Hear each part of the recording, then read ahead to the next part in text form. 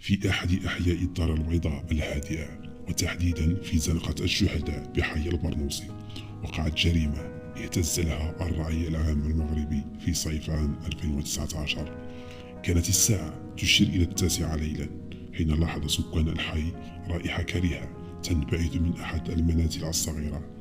ظنوا في البداية أن الأمر يتعلق بمشكلة في قنوات الصرف الصحي، لكن مع مرور الساعات ازدادت الرائحة قوة وغموضا، وقرر أحد الجيران بإبلاغ الشرطة. وصلت عناصر الأمن بسرعة، وبعد الحصول على إذن من النيابة العامة اقتحموا المنزل المهجور.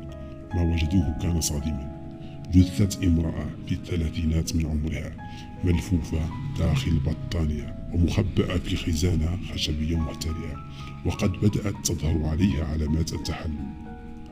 بدأت الشرطة في جمع الأدلة، ولاحظ المحققون أن باب المنزل لم يكسر، ما يدل على أن الضحية كانت تعرف القاتل. بعد التحقيق في هوية الساكن السابق للمنزل، تبين أن المنزل كان مأجورا منذ أشهر لرجل يدعى حسن في منتصف الأربعينيات، يعمل بائعا متجولا، واختفى منذ بضعة أيام. باستخدام كاميرات المراقبة في محيط الحي، ظهر حسن وهو يغادر المنزل ليلا حاملا حقيبة كبيرة، وبعد مطابقة البصمات تبين أن الضحية هي فتاة تدعى سميرة، كانت على علاقة عاطفية بالمتهم. عند توقيف حسن في مدينة سطات بعد مطاردة دامت يومين، اعترف بجريمته.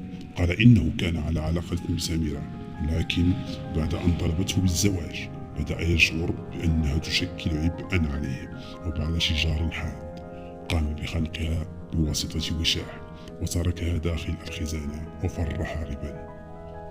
في ديسمبر من نفس العام أصدرت محكمة الجنايات حكمها بالسجن المؤبد في حق حسن، بعد أن أدين بتهمة القتل العمد مع سبق الإصرار والترصد وإخفاء جثة.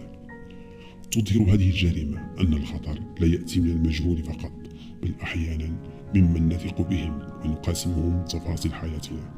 كما تؤكد أن الجرائم مهما كانت محكمة فإن العدالة تأخذ مجراها، والحقيقة لا يمكن إخفاؤها طويلا. السلام عليكم.